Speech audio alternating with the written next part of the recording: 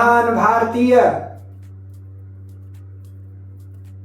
कहां पिछड़ रहे हैं,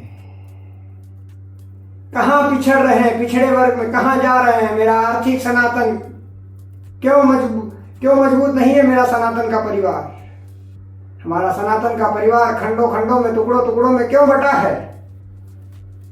क्योंकि हम आर्थिकता की ओर नहीं ले जा रहे हैं।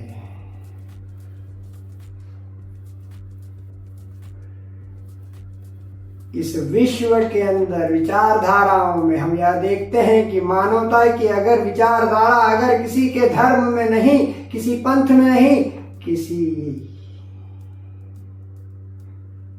धर्म में अगर है तो सिर्फ सनातन के धर्म में ही मानवता की विचारधारा है। यही तो सनातन, तभी तो सनातन की इस धरती पर सभी धर्म पूजे जाते हैं। ये महान भारत की संरचना में हिंदू, मुस्लिम, सिख, ईसाई जैसे धर्म यहाँ पर रहते हैं। 4 धर्म की पंथ यहाँ पर विराजित है। यह सनातन का, महान सनातन का भारत है। इस भारत की रूपरेखा के अंदर हम देखें, जम्मू कश्मीर भारत का ताज है और केरल भारत के पैर। तो ये महान भारत में जम्मू कश्मीर से केरल तक यह दास नगर नगर डगर डगर पर घूमा और यह देखा 590 डिस्ट्रिक्ट, 590 जिलों के भीतर जाकर यह दास ने यह अनुभूतियां की कि मेरा सनातनी परिवार आज के समय में कमजोर है। आर्थिकता के कारण वह धर्म परिवर्तन कर रहा है। आर्थिक व्यवस्था में कमजोर होने के कारण धर्म परिवर्तन कर रहा है। अपने जातियों, पंथों, संप्रदायों में बंटने का मुख्य कारण अगर है तो वो आर्थिकता है, आर्थिक व्यवस्था है। तो उन सनातनी परिवारों को आर्थिकता के तरफ एक बार सोचने में मजबूर करने के लिए यह दास एक प्रयत्न कर रहा है कि आप अपनी आर्थिकता को मजबूत करें। और यह सनातन जो समस्त जनमानस में जन्मे हुए हर व्यक्ति का यह सनातन का सहयोग करे। यह मेरा नहीं, यह आपका नहीं, ये समस्त विश्व में रहने वाले हर सनातनी परिवार का है, जो राम का है, जो कृष्ण का है, जो राम का उपासक है, जो कृष्ण का उपासक है, जो स्वयं जगदम्बा का उपासक है, स्वयं अपने अपने देवताओं का, देवियों का उपासक है। उन समस्त सनातनी परिवारों का है। जो पूजाओं में बोलता है कि सनातन धर्म की जय हो, तो हमें यह सोचना चाहिए कि हम अपने घरों में भी सनातन का प्रचार करें।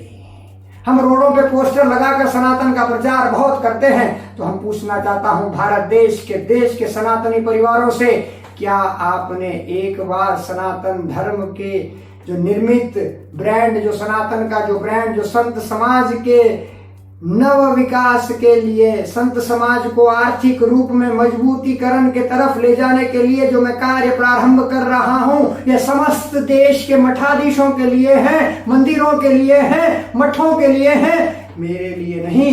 ये समस्त देशवासियों के मठाधीश और मठों के लिए है और मंदिरों के लिए है। मैं भारत देश ही नहीं, इस विश्व में रहने वाले हर सनातनी परिवार को यही विनती करता हूं कोटि कोटि बारंबार कि आर्थिक सनातन के अंदर, आर्थिक सनातन की इस मुहिम में आप हमारा सहयोग करें और हमें देखें कि यह देश के हित में है, कि यह सनातन के हित में है कि नहीं। पहले सोचें, पहले मेरी भावनाओं को समझें कि यह दास न अपने लिए जीता है, न अपने लिए खाता है, न अपने लिए पहनता है, न अपने जीवन काल के जीवन में अपने लिए भजन भी नहीं करता। यह देश के जनमानस में रहने वाले 133 करोड़ 140 करोड़ देशवासियों के लिए करता है, क्योंकि मेरा महान भारत है, जो सनातन की धरती है, जो राम कृष्ण की धरती है। इस धरती पर मेरे राम आए हैं, मेरे राम आए हैं, तभी यह सनातन का मैं ब्रांड लाया हूं कि राम के राज्य में एक सनातन का भी ब्रांड हो। जब भारत देश में बड़े बड़े फॉरेन से ब्रांड आकर अपने आप को पैर जमा रहे हैं, तो भारत सनातन की धरती है, तो सनातन की धरती पर सनातन का ब्रांड भी होना चाहिए। तो इसीलिए आप समस्त जनमानस में जन्मे हुए समस्त सनातनी परिवारों के चरणों में आपको आर्थिक व्यवस्था में मजबूतकरण करने के पहल से यह दास एक पहल की शुरुआत करता है कि श्री गुरु सनातन के ब्रांड को आप समस्त देशवासियों एवं समस्त विश्ववासियों के घरों में पहुंचाने की भावना रखता है। तो आए हम आर्थिक सनातन के बारे में विचार करें। हम आर्थिक सनातन की व्यवस्थाओं को समझें कि हमारा सनातन परिवार कहां कहां पर बचत कर सकता है। हमारा सनातन का वह परिवार कहां कहां पर अपने आप को बचत के अंदर मुख्य अंश धारा में जोड़ सकता है। बचत में आज के समय में मेरे हर परिवार की अगर मुख्य मांग है तो बिजली की मांग मुख्य है। आज के समय में मेरे रहने वाले हर सनातनी परिवार हर चीज से बिना रह सकता है, परंतु बिजली की व्यवस्था के बिना नहीं रह सकता। ये मैंने अनुभव किया महान भारत में। इस महान भारत में जो मुझे अनुभव मिला, यही अनुभव हुआ कि बिजली की व्यवस्था एक मुख्य धारा है भारत की। तो इस बिजली की व्यवस्था को समझा और भारत देश के अंदर मुख्य खर्चे में सबसे मुख्य खर्चा है बिजली। अगला बच्चे की फीस भरे बिना रह सकता है, परंतु बिजली का बिल दिए बिना नहीं रह सकता। अगला शिक्षा के बिना रह सकता है, परंतु बिजली और रोटी के बिना नहीं रह सकता।